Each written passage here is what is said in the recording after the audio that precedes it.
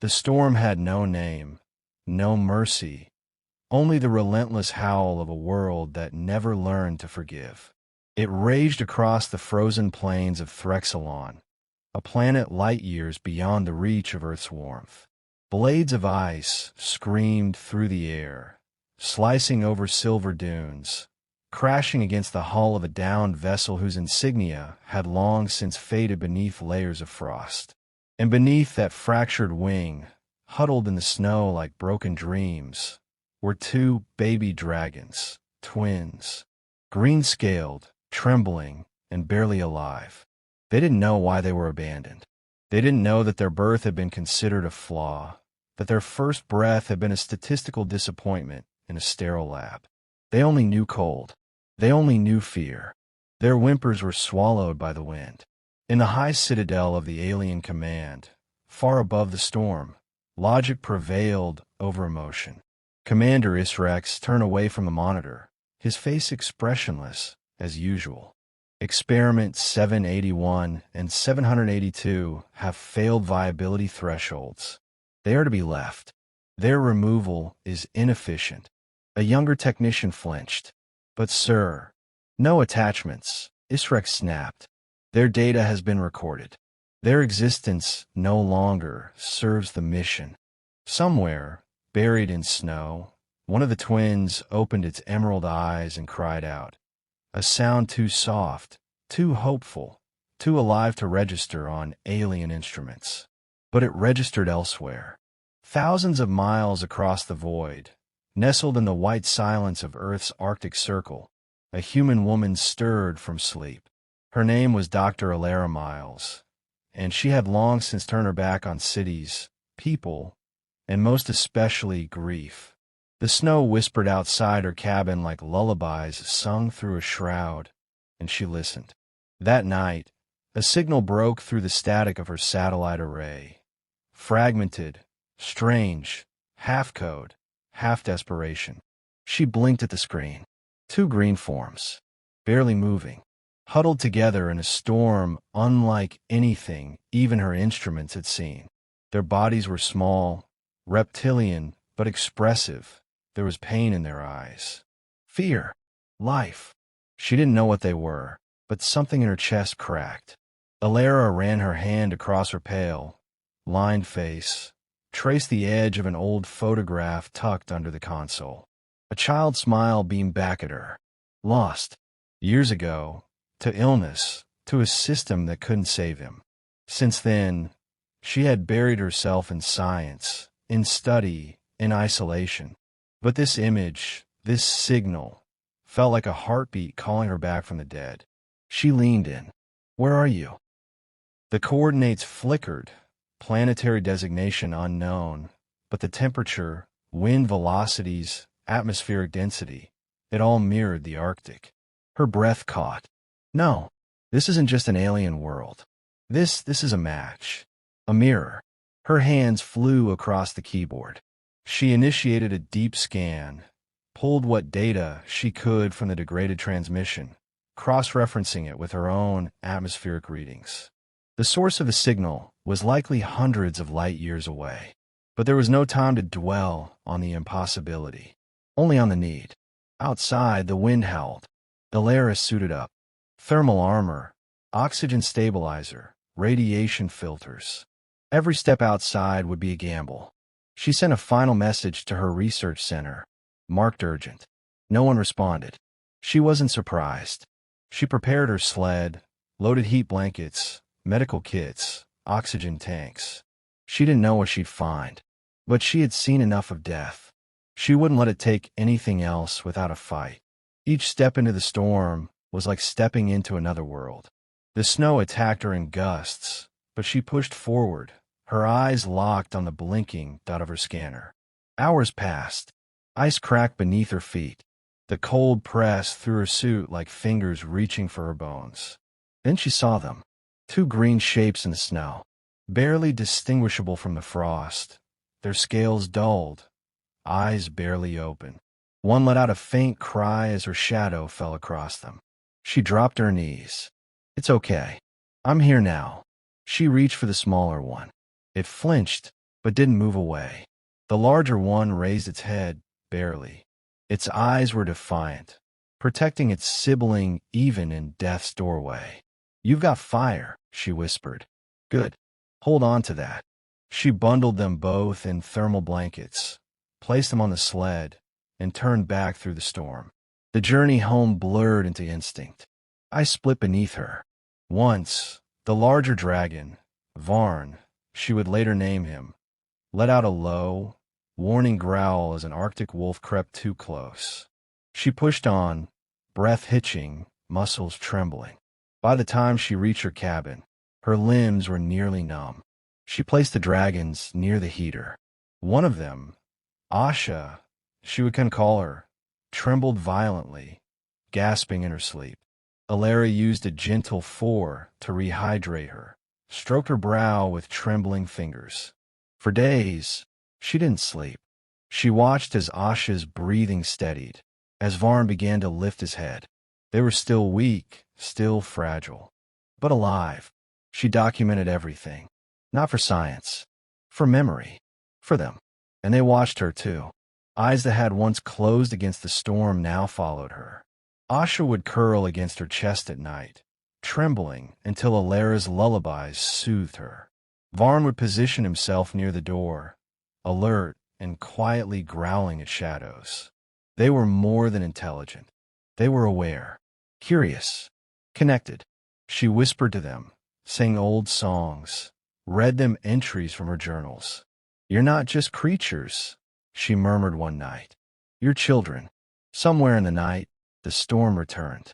But now, inside the cabin, firelight glowed. Asha chirped in her sleep. Varn nestled his head beneath Alara's arm. She stared at the signal console, still silent, still waiting. And for the first time in years, Alara prayed the silence would hold.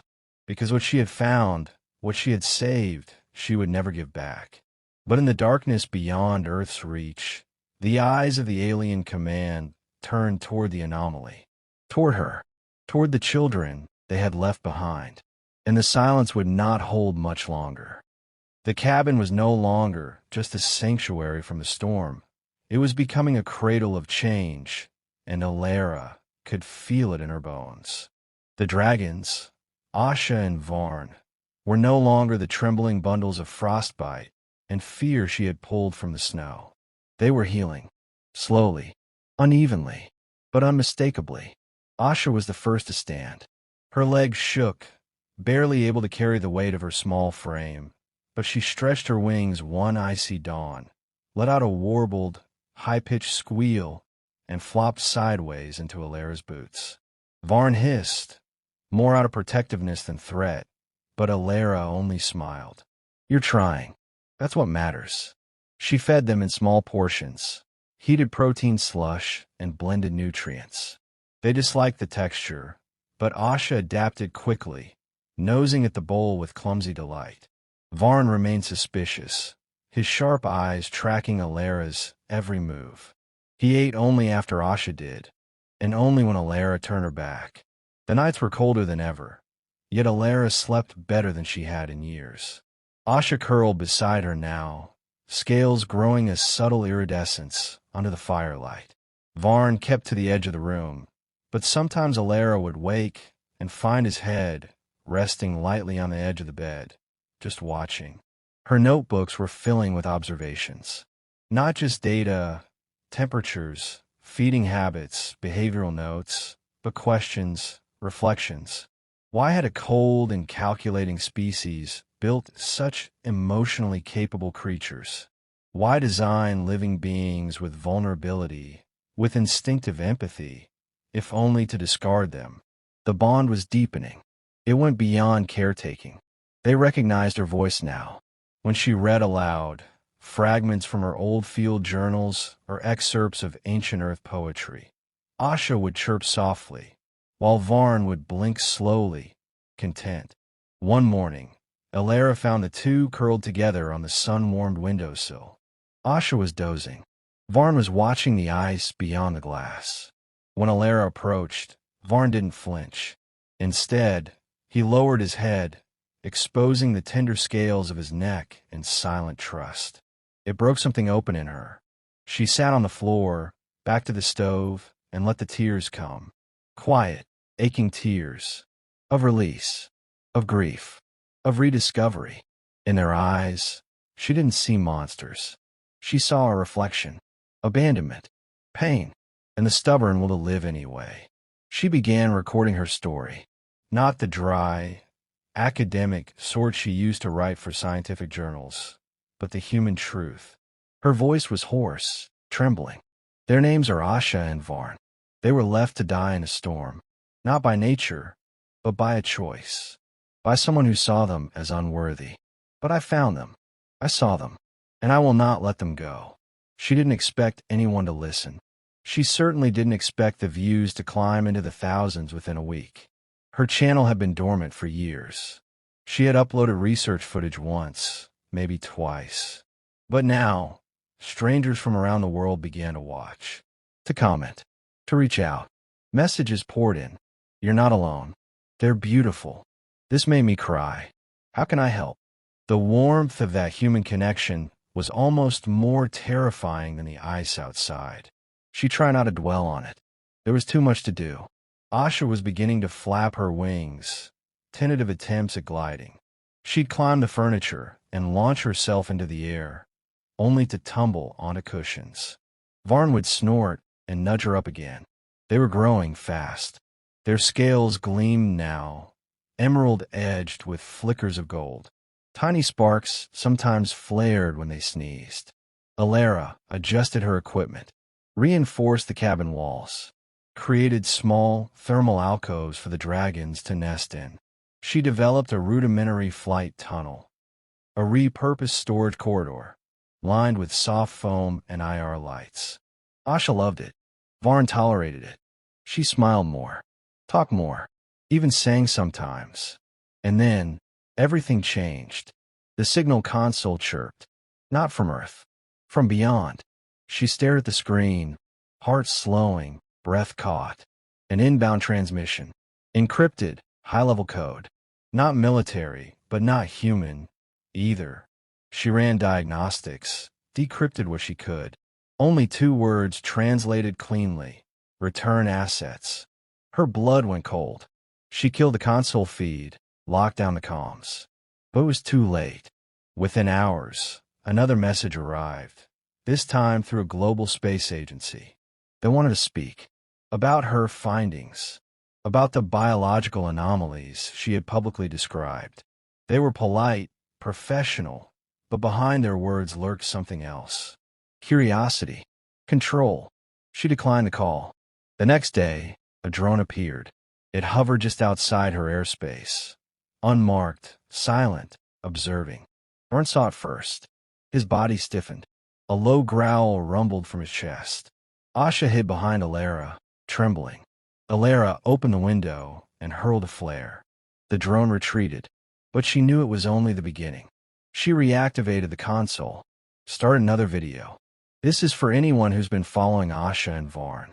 I need you to listen. Something's coming. Something big. The ones who made them. They've found us. And they want them back. Her voice cracked, but she kept going. I won't let that happen. The view count surged again. Messages now turned to action. Offers to help. Suggestions for relocation. Satellite scans. Legal contacts. Digital protests. People were rallying. But the skies were watching too. That night, Alara noticed a dark shape blotting out the stars above the ridge. A ship. Sleek. Silent. Alien. They were here. She barricaded the cabin, pulled the dragons close. Asha was shaking again, her wing bent awkwardly from a fall earlier that day. Varn licked at the wound, whimpering softly. Alara whispered to them, "No one's taking you. Not while I'm breathing." She read them one last story. A tale from Earth's old folklore. Of a woman who protected dragons from those who sought to cage them. Asha drifted asleep. Varn did not. In the dark, Alara sat with her back to the door, a tranquilizer rifle in her lap. She didn't sleep.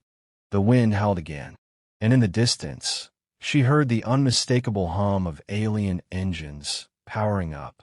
They weren't going to ask next time, But Alara was no longer just a scientist in exile. She was a guardian now, and she had something worth fighting for. Morning would bring the storm, and with it, everything would change.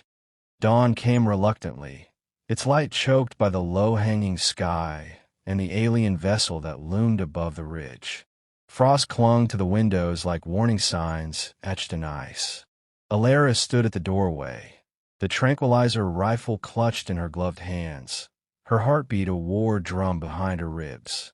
Asha curled around her ankles, wings tucked tight against her sides, while Varn crouched behind the wood stove, his gaze fixed toward the sky.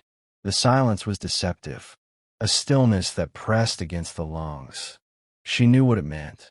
They were preparing, calculating, deciding the most efficient method to reclaim what they had discarded. She'd seen the footage. Their kind didn't mourn, didn't negotiate. The species that created Asha and Varn operated on logic, on yield ratios and viability thresholds. Emotion was weakness. Compassion, irrelevant. Alara was an anomaly to them, an obstacle, and obstacles were removed. She reinforced the locks on the doors and dragged furniture against them, not out of hope, but principle. She installed motion sensors around the perimeter, activated her emergency solar batteries, and double-checked the isolation protocols on the signal console. She didn't need them to know she was afraid. Still, when she knelt beside the dragons and saw the way they clung to each other, something in her splintered. "I won't let them hurt you," she whispered. Asha let out a soft, high-pitched trill and pressed her scaled snout to Alara's hand. Varn moved closer, his protective instinct flickering in the golden hue of his eyes. For all his wariness, he had grown to trust her, in the only way he knew how, by choosing not to run. The whirring sound returned an hour later, quieter this time, more precise. A new drone, smaller, sleeker. It hovered just feet from the roof, scanning, transmitting. Alara tracked it through the window and fired a warning shot into the air. The drone didn't move. It only rotated, adjusted its trajectory, and floated back to the ship above. The message was clear. She was being watched, measured. Later that day, her satellite feed picked up movement miles away. Metallic footprints melted into the ice, too precise for any natural formation. Landing pods, recon units. They weren't just watching now. They were coming. Alara didn't sleep that night. Instead, she documented everything. Each motion of the dragons, each breath, each new sound from the vessel in the sky. She cataloged emotions with the same precision she once applied to quantum particle behavior. Fear, resolve, defiance. The internet community that had once offered support now buzzed with panic. People wanted updates. They wanted to help. But what could they do against a species that moved between stars and erased worlds with surgical detachment? A message came through in the early morning, buried deep in her encrypted inbox. A rogue astronomer from a blacklisted space program. He had intercepted a partial data packet from the alien ship's archives. Not much, but enough to unearth something terrifying. Asha and Varn had never been natural. They were prototypes, genetically engineered for adaptive empathy, meant to function as interspecies diplomats, living bridges between civilizations. But when the experiment yielded creatures that formed attachments too deeply, resisted command structures, and displayed spontaneous emotional behavior, the project was scrapped. The twins had been deemed too volatile, too unpredictable, too human. "They made you to connect," Alara whispered, stroking Varn's ridged spine. "And then they feared what they saw in you." That night, something shifted. Asha began to glow faintly, soft pulses of green and gold light radiating from her scales. Not bioluminescence. Something deeper. Her heartbeat, maybe, or her grief. She pressed her forehead against Alara's chest, and in that moment, Alara felt it. A memory. Not hers. Asha's. It flickered like a dream. Fragments of glass walls, sterile rooms, sharp lights. Cold hands. Fear. Then warmth. Her. A fire. Laughter. Safety. They were communicating. Not through words, but something purer. Emotion. Imprint. Energy. Varn stepped forward, touching his head to hers, and the connection deepened. Alara gasped, tears springing to her eyes. She saw herself through their memories, first as a shadow in the storm, then as a savior, and finally, impossibly, as a mother. She collapsed to the floor, breathless. The dragons nestled beside her, humming softly, and then the silence outside broke. A thundering pulse of sound, low and resonant, shook the cabin. Not an explosion, a broadcast. They were speaking. She turned on her external receiver. A voice, synthesized but clear, rang through.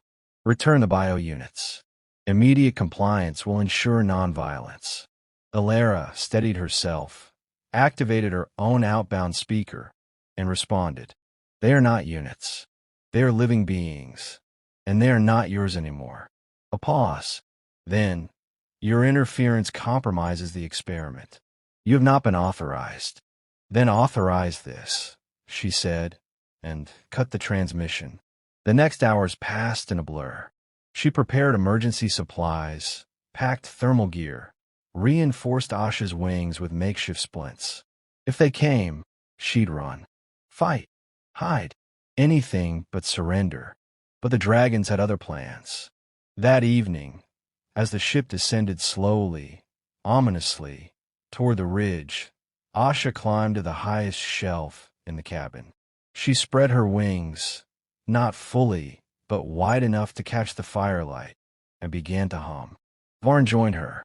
The sound grew louder, richer, vibrating through the walls, through Alara's ribs, through the snow outside. A harmonic frequency. A call. A refusal. And then the ship stopped. Mid-descent. It hovered, motionless. Alara blinked. What are you doing? The dragons didn't stop. Their hum evolved, now layered with urgency, with memory, with warning. Asha turned toward Alara, eyes glowing, and in her mind, a phrase echoed. We are not yours. Outside, the ship trembled. Alara ran to the window. Sparks danced across its hull. Not mechanical failure, resonance. Asha and Varn were interfacing with something. Not technology. Something older, deeper. And then the sky cracked. A wave of green light burst from the dragons, soared into the clouds, and the ship reeled backward. Its engine sputtered, lights dimming. Another pulse followed, and the vessel began to retreat. Not out of damage, out of fear. The dragons collapsed, drained, unconscious but breathing. Alara caught them both, lowering them gently onto the floor.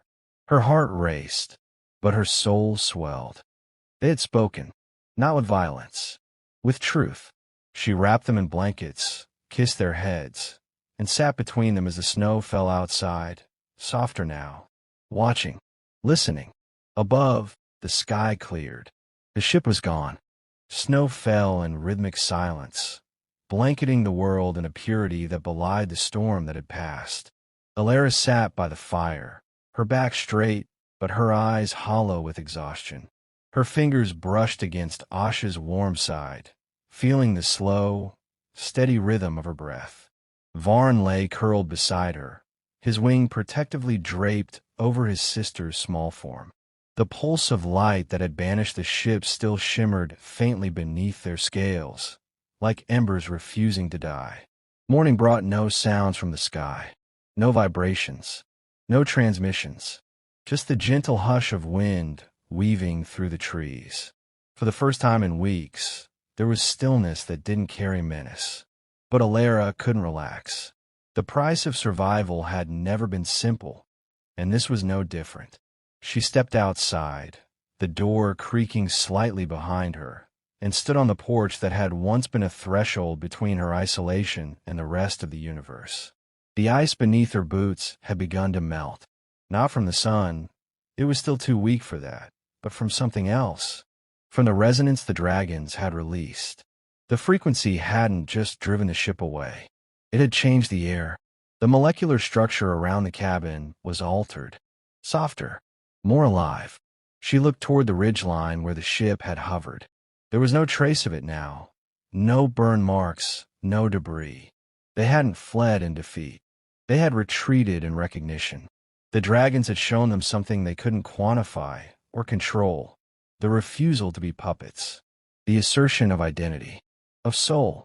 Back inside, Alara lit the stove and began warming a new batch of food paste. Her hands moved on autopilot, but her mind was adrift. The world had seen her story now. Over 10 million views and counting. People weren't just watching, they were organizing. Children were drawing pictures of dragons and sending them in. Protesters had gathered outside major labs demanding to know whether Earth had a hand in similar experiments. Donations flooded her inbox. Offers to build, to shelter, to help. But none of that changed what lay ahead. Asha stirred first. Her eyes blinked open slowly, glazed with sleep, but glowing with something brighter, awareness. She chirped softly, head lifting, scanning for Alara. "I'm here," Alara whispered, crouching beside her. Asha nosed her palm and closed her eyes again. Safe now. Healing. Varn followed soon after. He stretched slowly, joints cracking, before rolling onto his side with a grumble. When he saw Alara, he growled, low and annoyed, like a brother waking late after his sister stole all the warmth. It made her laugh for the first time in days. She spent the morning gathering supplies, fuel, insulation, batteries. Something told her this peace wouldn't last. The creators might have left, but others would come. Curiosity would follow the signal Asha and Varn had unleashed. Curiosity and greed. She began designing a relocation strategy. The world was too small now, too connected. She'd need a place beyond borders, beyond radar. But even as she scribbled coordinates and calculated atmospheric lift ratios, she knew it wasn't enough. They didn't need to hide. They needed to be seen. Later that day, a message arrived on a secure line. A live broadcast request from the United Earth Alliance, the highest multinational council overseeing interstellar contact. They wanted to speak, not interrogate, understand. Alara hesitated.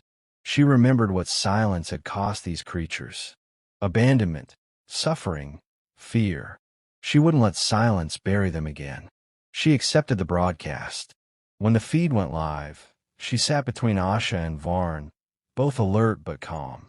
No chains, no enclosures, just presence. "This is Alara Keen," she began, her voice steady. "And these are Asha and Varn." The moderator asked the first question gently. "What are they?" She didn't flinch. "Their life. Intelligent, emotional, empathetic life. Created, yes, but not owned. Not anymore. Not ever again." Another question followed. "Why do you believe they were abandoned?" "Because they evolved beyond what they were built for," she answered. "Because they proved they could choose. And that frightened their creators." "And why did you help them?" She looked down at Asha, who blinked up at her, and Varn, who nudged her knee with quiet strength. "Because they were dying," she said, "and no one else was coming." The world watched in silence. In the days that followed, everything changed. Scientists demanded peer review. Diplomats argued about jurisdiction. Religious leaders called them divine symbols. Children wrote songs. Artists painted murals. And people, ordinary, aching people, said thank you for believing in something no one else had. But as the storm outside her cabin faded into memory, a new storm brewed elsewhere. There were factions who viewed the dragons as threats, who saw their display of power not as a message, but a warning. They wanted containment, classification, control. Alara refused every offer to surrender them. She declined laboratory inspections, government liaisons, even invitations to join advisory boards. "You can talk to us," she said, "but only if you sit with us." Asha and Varn grew stronger by the day. They no longer huddled by the stove. They danced through the snowdrifts, wings catching the wind like memories remembered. They flew in short bursts, circling the cabin, always returning. Their voices deepened, their movements more confident, and something else emerged. Communication, not just through shared memories, but through signs, gesture, tone, expression. Varn had developed a unique vocalization whenever Alara frowned, a kind of guttural coo that seemed to ask, "Are you okay?" Asha, ever the mischief maker, had learned to mimic the sound of Alara's kettle, often whistling just to make her laugh. They were no longer just survivors. They were becoming. The time came when the world demanded more. Not in anger, but in wonder. They wanted to see, not through glass, not in cages, but in truth. Alara stood with Asha and Varn on a mountain overlook as a drone camera hovered nearby, broadcasting the moment live to billions. She held their claws in her hands and said into the camera, they were neglected, discarded, abandoned to die. But they survived, and now they choose to share their light. Varn raised his head to the sky and roared, a sound not of dominance, but declaration. Asha followed, her wings catching the golden light of a setting sun. They leapt into the air together, circling above Alara as the drone followed, broadcasting every shimmer of their scales, every heartbeat of their flight. The world didn't just witness it, it felt it, a turning point, a revelation, a reminder. And as they landed again, folding their wings beside her, Alara turned back to the camera and gave the world the only message it truly needed. They are not ours to own, but they are ours to love. And with that, she ended the broadcast. No dramatic music, no grand finale, just truth. From that day forward, the cabin wasn't a place of exile. It became a sanctuary for change. Researchers came, quietly, respectfully, to learn. Children visited on virtual field trips. Activists built policies around the rights of created life. And across the stars, signals went out, not of conquest, but of connection. Asha and Varn were no longer secrets. They were symbols of resilience, of defiance, of what it means to choose love in a world that too often chooses fear. Alara didn't know what challenges would come next, but as she stood between the dragons she'd once saved from the snow, she knew one thing with absolute certainty. They would face them together, and that was enough.